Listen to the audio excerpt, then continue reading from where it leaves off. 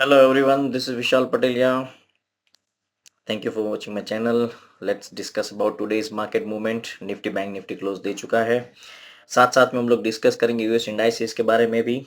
और एक रिपोर्ट आया था जीडीपी के ऊपर, इंडिया जीडीपी के ऊपर, उसके ऊपर भी हम लोग डिस्कस करेंगे।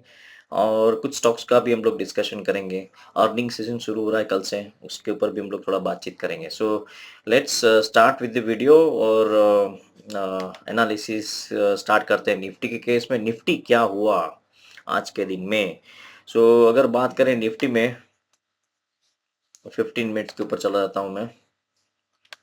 और यहाँ पे हमने बात की थी कल कि निफ्टी अगर 640 यानी इनसाइड कैंडल के हिसाब से हमने जो एक बॉक्स बनाया था, वो बॉक्स यहाँ ये वाला है।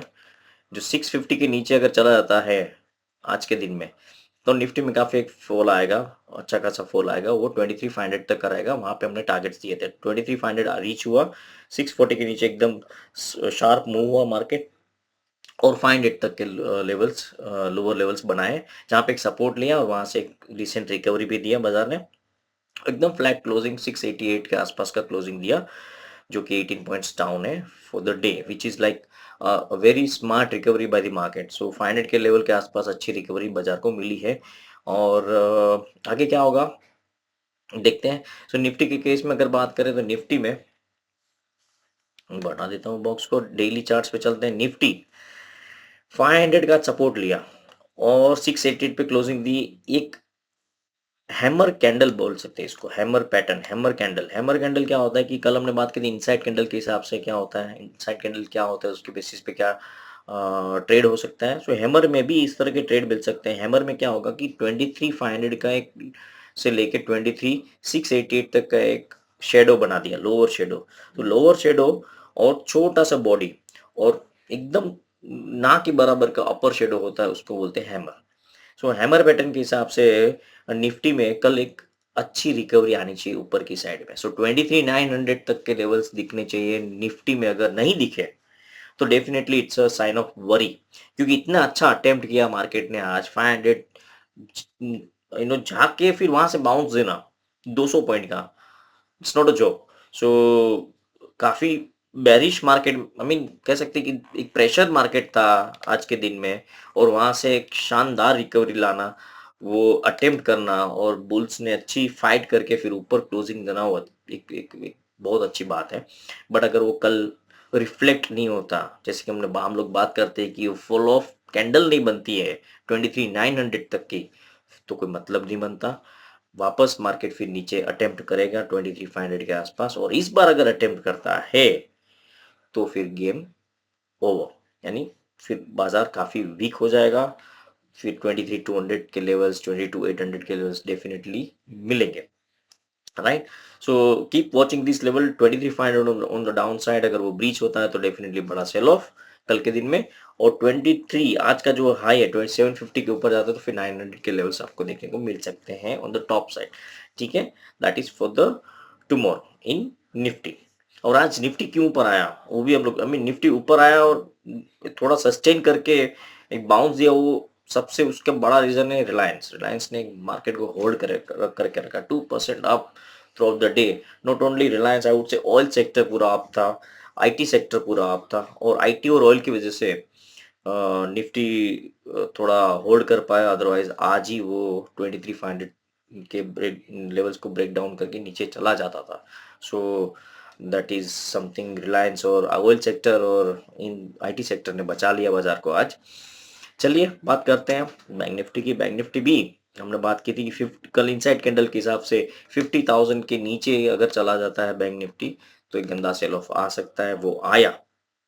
देखिए यहाँ पे हमने एक ये वाला बॉक्स इधर बनाया था कल, जहाँ पे 50,000 के नीचे अगर मार्केट चला जाता है, जो आज गया और नीचे काफी बड़ा सेल ऑफ दिया। 49,500 तक हमने बोला था कि जा सकता है, और बात की थी कि 49,500 49,600 के लेवल्स मिलेंगे, 500 पॉइंट्स मिलेंगे, वो मिले। और 49,430 के आसपास का लो बना के वापस बैंक निफ्टी भी थोड़ा ऊपर आया, बट उतना नहीं आ पाया जितना निफ्टी आया। बैंक निफ्टी थोड़ा वीक ज्यादा है निफ्टी के केस में, निफ्टी थोड़ा स्ट्रांग है। ठीक है, just because of may be Reliance कह सकते हो कि रिलायंस निफ्टी 50 का पार्ट है, और रिलायंस होल्ड करके रखा, सो निफ्टी को थोड़ा सपोर्ट मिल गया। बैंक निफ्टी में ऐसे कोई स्टॉक्स होल्ड करके नहीं रखा था। Only and only axis bank थोड़ा अप था, बाकी एचडीएफसी और आईसीआईसीआई नीचे थे। सो हेवी वेट्स नीचे थे। So that is why bank Nifty इतना ऊपर नहीं आ पाया जितना निफ्टी आया, बट फिर भी एक थोड़ी अच्छी रिकवरी दी है। बट अगर कल की बात करें, कल क्या हो सकता है निफ्टी की, बैंक निफ्टी के केस में हैमर पैटर्न नहीं है निफ्टी के जैसा, और नीचे में सपोर्ट भी नहीं मिल रहा है किधर भी। ओनली 50,000 के ऊपर में 50,000 50,500 ऊपर जब तक नहीं जाता है, तब तक मार्केट में बैंक निफ्टी में कोई बुलिश टोन नहीं है। Bank bank Nifty bearish tone में रहेगा और बेरिश ही रहेगा अगर 50,000 के नीचे रहा तो। सो कीप वॉचिंग दिस लेवल। 50,000 के नीचे रहता है 49,500 49,000 48,000 के लेवल्स इंटैक्ट है। ओनली एंड ओनली अबाव 51,600 के ऊपर अगर चला जाता है तो ही बैंक निफ्टी थोड़ा तेजी के टोन पे आएगा। बट यहाँ पे मुझे एक बात करनी है, जो हमने बात की थी जीडीपी की थी, कल जीडीपी के डेटा आए थे। जीडीपी के डेटा आए थे, यानी सॉरी, डेटा नहीं आया था, डेटा का एक्सपेक्टेशन आया। सो 2025 में जीडीपी की एक्सपेक्टेशन जो गवर्नमेंट ने रखी हुआ है 6.4%। अभी 6.4%, पहले जो फोरकास्टिंग थी वो 8.2% थी। 8.2% से 6.4% पे आ गया है जीडीपी का फोरकास्ट, जीडीपी का expectation, which is way lower than what it was predicted earlier. Not a good sign for the markets, not a good sign for the economy, not a good sign for the companies, you know, industries, manufacturing sectors, or service sector, or से health of the economy. So definitely वो एक worrying sign है Indian economy के लिए। But साथ साथ में मुझे लग रहा है कि एक पॉजिटिव इम्पैक्ट भी आएगा। वो क्या आएगा कि रेट ऑफ इंटरेस्ट पे थोड़ा प्रेशर है अभी, यानी आरबीआई नेक्स्ट ब्रीफिंग में, क्योंकि फेब्रुवरी में होने वाली है, नेक्स्ट ब्रीफिंग में मुझे लग रहा है आरबीआई हाफ बेसिस पॉइंट का रेपो रेट कट कर सकती है।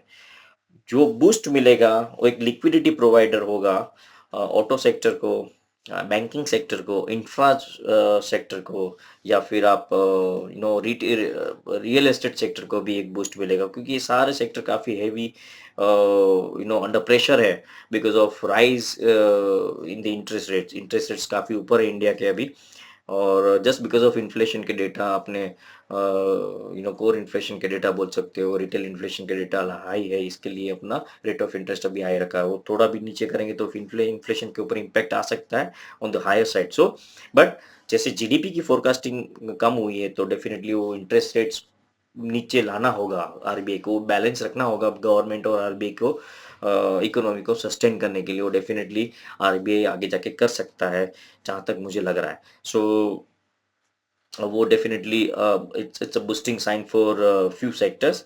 और अगर बात करें यूएस इंडाइसिस की, यूएस इंडाइसिस मुझे वीक लग रहा है, खराब लग रहा है। यहाँ से एक राइजिंग वेज पैटर्न बना है डेली बेसिस पे। अगर मैक्रो पिक्चर देखें तो हम लोग मैक्रो पिक्चर ही देखेंगे यूएस में, क्योंकि वो फिर माइक्रो पिक्चर देखने की हम लोग उसमें ट्रेड तो करते नहीं है, तो मतलब नहीं है। बट मैक्रो पिक्चर के हिसाब से S&P 500 यूएस इंडाइसिस डाउन लग रहे हैं यहाँ से। 2-3% का डाउनफॉल यहाँ से दिख रहा है, which will impact Indian market definitely, क्योंकि वो इंटरलिंक्ड है सारा, ग्लोबल फैक्टर्स सारे ग्लोबलाइजेशन की वजह से वो इंटरलिंक्ड है। सो डेफिनेटली इंडियन इंडाइसिस को भी इम्पैक्ट करेगा कहीं ना कहीं, not fully but somehow it will impact. So make sure कि यूएस इंडाइसिस भी मुझे खराब दिख रहे हैं, यहाँ से इतना कुछ अच्छा दिख नहीं रहा है यहाँ पे। सो ये थी अपनी यूएस इंडाइसिस के ऊपर बात। टीसीएस के ऊपर बात करते हैं। कल रिजल्ट है आईटी सेक्टर की सबसे लार्जेस्ट कंपनी का रिजल्ट, कल टीसीएस रिजल्ट डिस्प्ले कर रहा है। रिजल्ट कैसा आएगा? ब्रोकरेज हाउसेस ने तो एकदम से मॉडरेट टाइप का और एकदम फ्लैट टाइप का रिजल्ट एक्सपेक्टेशन दिया है, जहाँ पे 3% का प्रॉफिटेबिलिटी पे राइज, 1% का ईबीआईटी पे राइज दिया है। रेवेन्यू साइड भी कुछ ज़्यादा बड़ा एस्टिमेशन नहीं है। सो आईटी सेक्टर एक मूड सेट कर सकता है, सेंटिमेंट्स बना सकता है। अगर अच्छा रिजल्ट आ गया टीसीएस का तो definitely it will help our indices glow, थोड़ा एक अच्छा सेंटिमेंट मिलेगा, क्योंकि क्यूटी के रिजल्ट्स तो काफ़ी खराब थे। आई मीन ऑलमोस्ट बहुत सारे कंपनीज के खराब थे। Q3 अगर आईटी सेक्टर एक थोड़ा अच्छा ला सकता है तो definitely it will help, but अगर नहीं लाया तो डेफिनेटली वो प्रेशर राइज करेगा मार्केट को। और फिर आगे देखते क्या होता है, दूसरे भी रिजल्ट्स आएंगे, पूरा अर्निंग सीजन है जनवरी में।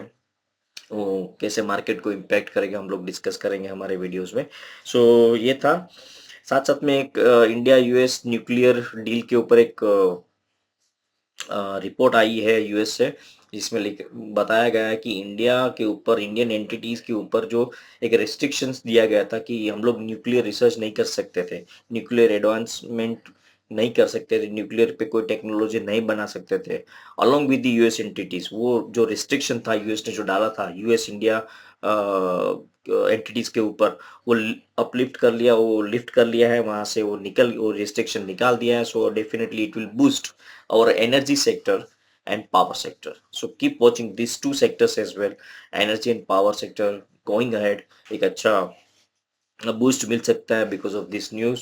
उनको एक अच्छे कॉन्ट्रैक्ट्स मिलेंगे, अच्छा बिजनेस मिलेगा न्यूक्लियर एनर्जी के ऊपर। So keep watching this companies as well. So I think that is it for the day. कुछ रहेगा तो definitely I will help you out in coming sessions. तब तक के लिए keep watching my channel, stay tuned for further updates. Do share, do like, and do subscribe my channel. Thank you. Take care. Bye bye.